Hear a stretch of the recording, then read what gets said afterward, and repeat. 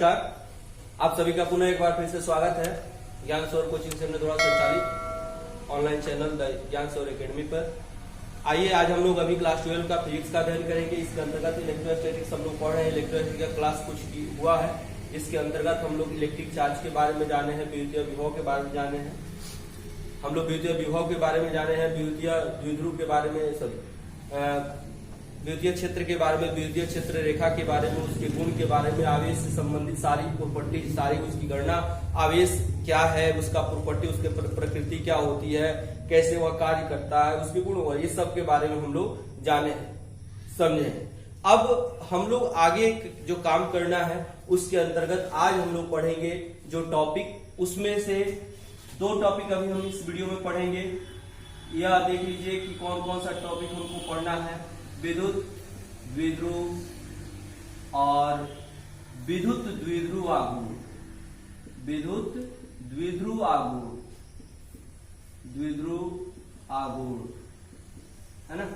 यानी कि electric dipole और इलेक्ट्रिक डायपोल मोमेंट, यानी 2 टॉपिकों का चर्चा हम लोग करना है। इन 2 टॉपिकों को पढ़ना है। इसको पढ़ने से पहले मैं आपको बताया कि जो भी हमारे नए व्यूअर हैं, जो नए चैनल को देख रहे हैं, वीडियो को हमारे नया देख रहे हैं, वे हमारे वीडियो को पूरा देखें। पूरा देखने के बाद यदि उनको अच्छा लगता है वीडियो तो आप लाइक करें, सब्सक्राइब करें और शेयर करें। आइए हम लोग देखते हैं, जानते हैं विद्युत द्विध्रुव के बारे में कि क्या है। विद्युत द्विध्रुव एक नाम है। किसका नाम है? तो एक व्यवस्था का नाम है। तो किस व्यवस्था का नाम है? तो उस व्यवस्था को जानेंगे। ये तो समझ गए कि विद्युत द्विध्रुव क्या है? तो एक व्यवस्था है, एक व्यवस्था का नाम है। अब कैसी व्यवस्था, उसको हम थोड़ा जाने, है ना। देखिए, हम लोग पढ़े हुए हैं कि आवेश क्या होता है। आवेश पदार्थ का एक गुण होता है जो कि 2 पदार्थों के परस्पर घर्षण के फलस्वरूप उत्पन्न होता है। उस गुण के कारण पदार्थ के अंतर्गत घर्षण सतहों पर एक दूसरे को विपरीत प्रकृति के या सजातीय या विजातीय, है ना, विपरीत प्रकृति के या समान आवेशों को एक दूसरे की तरफ आकर्षित या विकर्षित करने का गुण आ जाता है, प्रकृति आ जाती है ना। तो आवेश एक प्रकार का गुण होता है जिसमें 2 प्रकृति होती है, एक धन आवेश और एक ऋण आवेश, है ना। तो किसी भी माध्यम में जब 2 आवेशों को एक दूसरे से अत्यल्प दूरी पर, बहुत ही कम दूरी पर व्यवस्थित करते हैं, है ना, तो उस व्यवस्था को, है ना, 2 समान लेकिन विजातीय आवेश, जैसे -q ले लिए तो यह +q होगा, परिमाण समान होगा लेकिन प्रकृति अलग होगी। यानी कि यह कौन सी व्यवस्था है? वैसी व्यवस्था जिसमें 2 समान परिमाण किंतु विपरीत प्रकृति के आवेश एक दूसरे से अत्यल्प दूरी पर, बहुत ही कम दूरी पर व्यवस्थित किए गए होते हैं। उस व्यवस्था को हम विद्युत द्विध्रुव कहते हैं। क्या कहते हैं? विद्युत द्विध्रुव कहते हैं। यानी कि हम इसके परिभाषा में लिखेंगे, क्या लिखेंगे, ध्यान देंगे थोड़ा। यानी विद्युत द्विध्रुव एक वैसी व्यवस्था है जिसके अंतर्गत 2 समान परिमाण किंतु विपरीत प्रकृति के आवेश एक दूसरे से बहुत ही कम दूरी पर व्यवस्थित किए जाते हैं।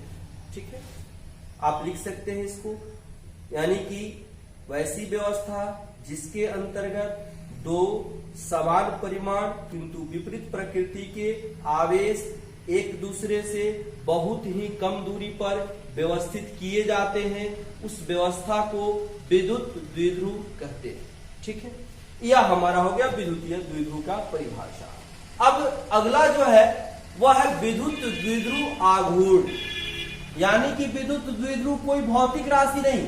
विद्युत द्विध्रुव क्या है? तो एक व्यवस्था का नाम है, एक व्यवस्था है। अब विद्युत द्विध्रुव आघूर्ण जानेंगे क्या होता है। यानी कि electric dipole moment, electric dipole moment, है ना। अब देखिए यहां पे इलेक्ट्रिक डायपोल मोमेंट क्या होता है। जैसे हमने एक व्यवस्था बनाया, कौन सी व्यवस्था बनाई? 2 आवेश लिया जिसके परिमाण समान है, परिमाण समान है, परंतु प्रकृति भिन्न है, प्रकृति भिन्न है। एक दूसरे से हमने मान लिया कि बहुत ही कम दूरी 12, यानी कि 12 इज इक्वल टू डेल्टा, यानी कि बहुत ही कम, नगण्य। Delta is a very very small quantity, यानी किसी भी चीज का बहुत ही जो कम परिमाण को बताता है उसको हम डेल्टा इसके द्वारा या इसके द्वारा हम प्रयोग में लाते हैं, है ना। तो हम कह सकते हैं कि विद्युत द्विध्रुव आघूर्ण किसे कहते हैं, तो समझिए, यानी कि इस व्यवस्था में आप देख रहे हैं कि दो आवेश है, दोनों के परिमाण समान है लेकिन प्रकृति असमान है। यह दोनों एक दूसरे से कुछ दूरी पर व्यवस्थित है। यह व्यवस्था हो गया विद्युत द्विध्रुव, है ना, इस व्यवस्था का नाम हो गया। तब विद्युत द्विध्रुव यानी कि विद्युतीय द्विध्रुव वाले व्यवस्था में किसी एक आवेश और उनके बीच की दूरी का जो गुणनफल होता है, उन दोनों के गुणनफल को हम विद्युत द्विध्रुव आघूर्ण कहते हैं। अर्थात लिखेंगे विद्युत द्विध्रुव में शामिल, विद्युत द्विध्रुव में शामिल किसी एक आवेश, किसी एक आवेश एवं आवेशों के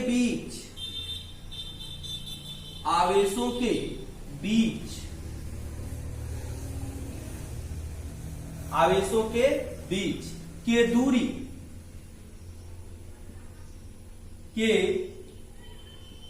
गुणनफल को, आवेशों के बीच के दूरी के गुणनफल को हम विद्युत द्विध्रुव आघूर्ण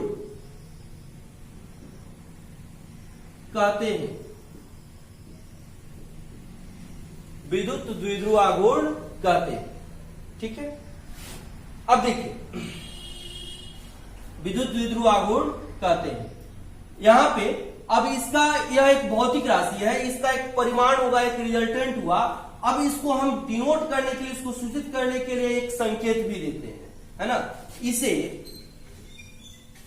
P से प्रकट करते हैं, P से प्रकट करते हैं, है ना।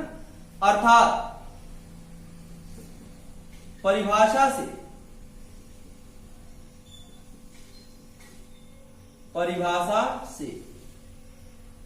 क्या है, P बराबर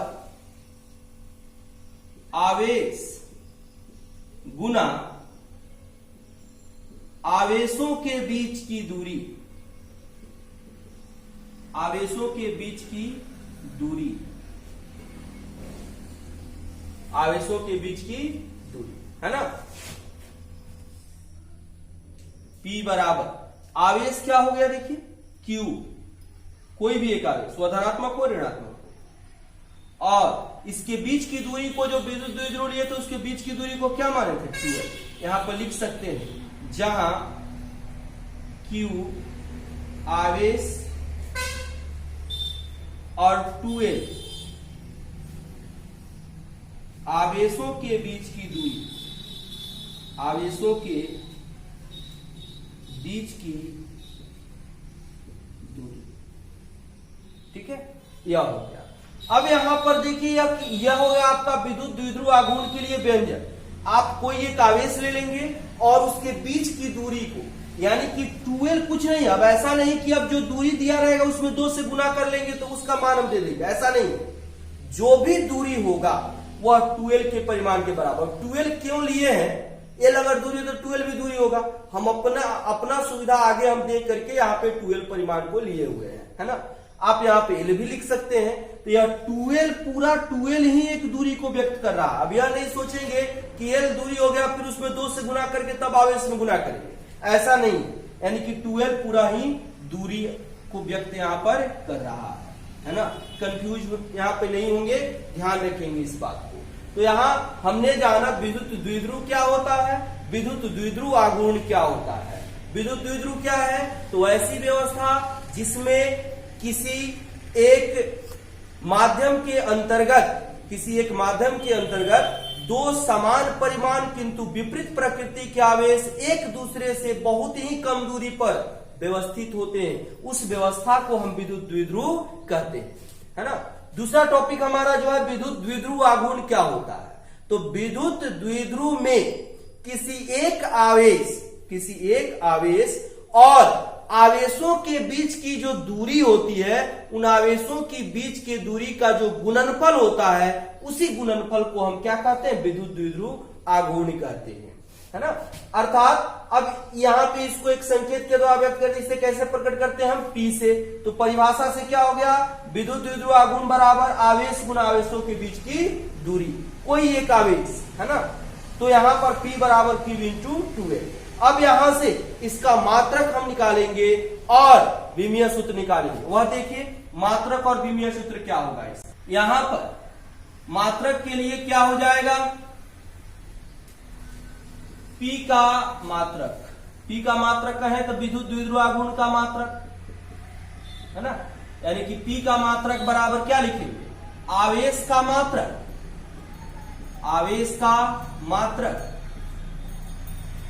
गुना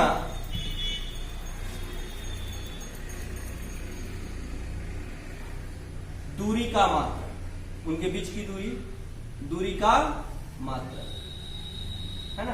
तो आवेश का मात्रक क्या हो गया, कूलाम्ब, और दूरी का मात्रक क्या हो गया, मीटर, कूलाम्ब मीटर। यानी कि विद्युत द्विध्रुव आघूर्ण का मात्रक होता है क्या, कूलाम्ब मीटर, ठीक है। अब देखिए यह हो गया विद्युत द्विध्रुव आघूर्ण का मात्रक, इसका विमीय सूत्र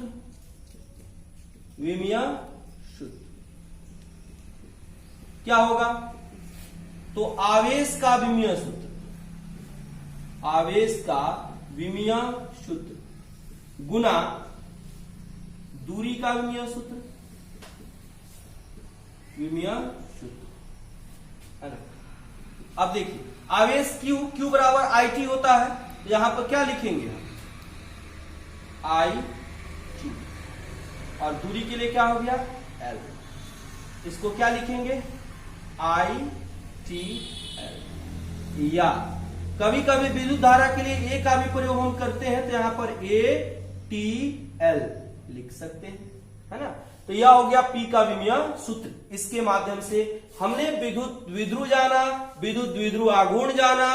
विद्युत द्विध्रुव का एक व्यवस्था, इसलिए उसमें कोई सूत्र, कोई फॉर्मूला, कोई परिमाण नहीं है ना। लेकिन विद्युत द्विध्रुव आघूर्ण एक भौतिक राशि है, जिसके लिए हमने इसका सूत्र भी निर्धारित किया, इसका मात्रक भी निर्धारित किया, हमने इसका विमीय सूत्र भी निर्धारित किया।